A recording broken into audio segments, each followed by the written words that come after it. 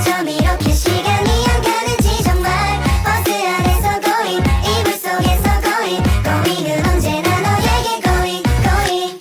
Assalamualaikum warahmatullahi wabarakatuh. Innalhamdalillah nahmaduhu wa nasta'inu wa nastaghfiruhu may yahdihillahu fala mudhillalah wa asyhadu an la ilaha illallah wa asyhadu anna Muhammadan abduhu wa rasuluh.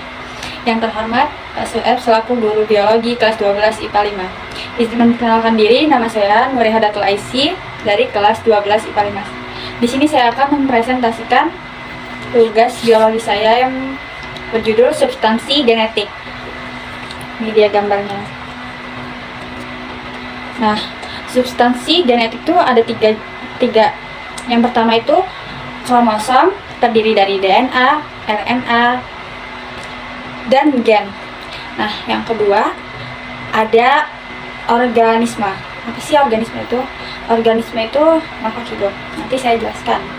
Nah, yang satunya lagi ada sintesis protein. Nah, selanjutnya saya kan di kromosom itu ada gen, DNA, dan RNA.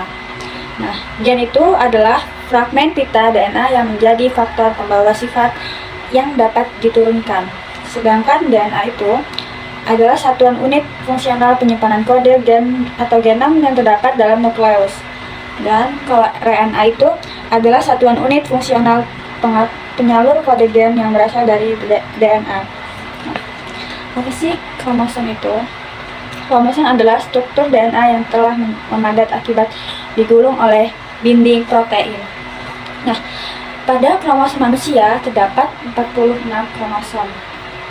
Nah, ciri-ciri kromosom itu ada dua, yaitu autosom dan genosom. Kalau autosom itu dia itu pada tubuh ya, kromosom yang berdiri pada tubuh intinya. Kalau yang genosom itu kromosom seks atau misalnya berpasangan, misalnya perempuan dan laki-laki yang bisa dilambangkan dengan X dan Y. Selanjutnya, nah kromosom pada perempuan itu rumusnya X sama dengan 44A ditambah XX. Kalau yang laki 44A ditambah XY. Nah, selanjutnya saya akan menunjukkan mekanisme pembentukan kromosom. Nah, di sini ada gambar pita DNA yang warna biru ini, dan ini adalah binding proteinnya. Lalu ini ada nukleosom, selenoid, kromatin, kromosom. Ini kromosom ya, dan ini kromonema. Apa aja sih susunannya, urutannya? Nah, pita DNA, terus nukleosom, selenoid, terus ke kromatin, lalu ke kromonema dan kromosom. Nah, berarti ujungnya ini dari pita DNA ini menuju kromosom. Nah, pita DNA itu digulung oleh binding protein menjadi nukleosom, yaitu satuan dasar kromosom. Jadi digulung ya. Binding protein antara lain protein histon dan protein non-histon. Selanjutnya saya akan menunjukkan struktur kromosom. Ini struktur kromosom. Yang pertama ini ada sentromer. Ini. Yang kedua ada kinetokop. Yang ketiga ada relomer. Yang keempat ada matriks. Yang kelima ada kromanema. Ini kromanema. Yang keenam ada kromomer. Ini kromomer. Dan yang ketujuh ada satelit. Ini ketujuh. Selanjutnya saya akan menunjukkan bentuk-bentuk kromosom. Ini bentuk-bentuk kromosom. Yang pertama, kedua, tiga, dan keempat. Yang pertama itu telosentrik ya. Yang kedua ada akrosentrik. Yang ketiga metasentrik, dan keempat submetasentrik. Apa sih bedanya itu? Kalau telosentrik itu berarti dia kayak nyatu gitu, dan akrosentrik itu kayak sedikit menyatu. Metasentrik itu dan selanjutnya macam-macam. Nah, ini rumusnya yang tadi setelah saya beritahu ya. Nah, saya akan membahas kromosom lagi.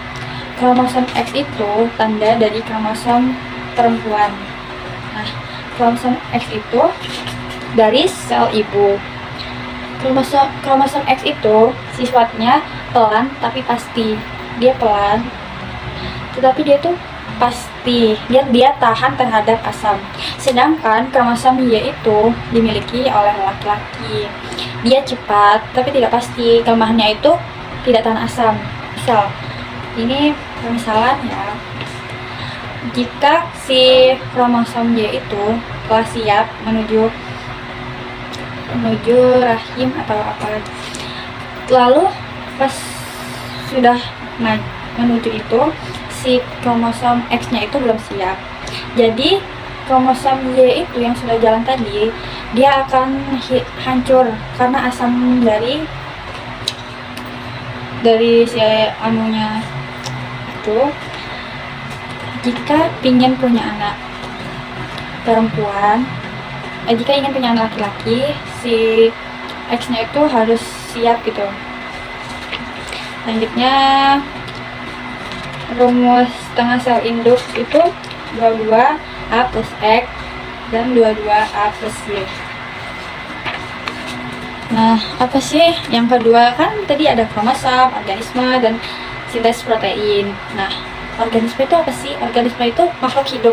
Semua makhluk hidup seperti hewan, tumbuhan, dan manusia. Itu intinya yang hidup. Kan ada mikro dan makro. Jadi semua makhluk hidup. Makro itu yang kelihatan dan mikro itu yang kecil-kecil, misalnya plankton atau bakteri atau dan lain-lain. Nah, organisme itu organ, sesuatu yang punya fungsi khusus, misalnya organ dalam. Nah, hati fungsinya apa? Pasti kan hati punya fungsi dan ginjal juga punya fungsi. Nah, itu yang dimaksud dengan organ. Nah, manusia itu diuraikan organisme, lalu sistem organ yang terdiri dari sistem organ, ya, sistem saraf, sistem pencernaan, sistem dan lain-lain. Selanjutnya organ itu organ dalam, misalnya ginjal gitu. Kalau jaringan itu yaitu jaringan otot, jaringan kulit, jaringan saraf. Nah, selanjutnya inti sel. Yang terakhir inti sel.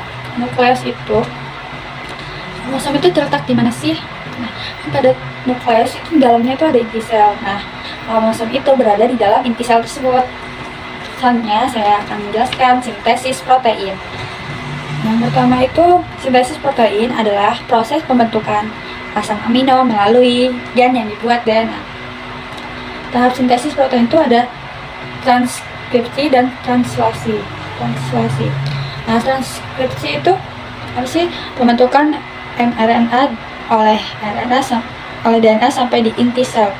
Dan translasi itu penerjemahan mRNA oleh tRNA di ribosom. Apa aja sih komponen-komponen yang bekerja dalam sintesis protein?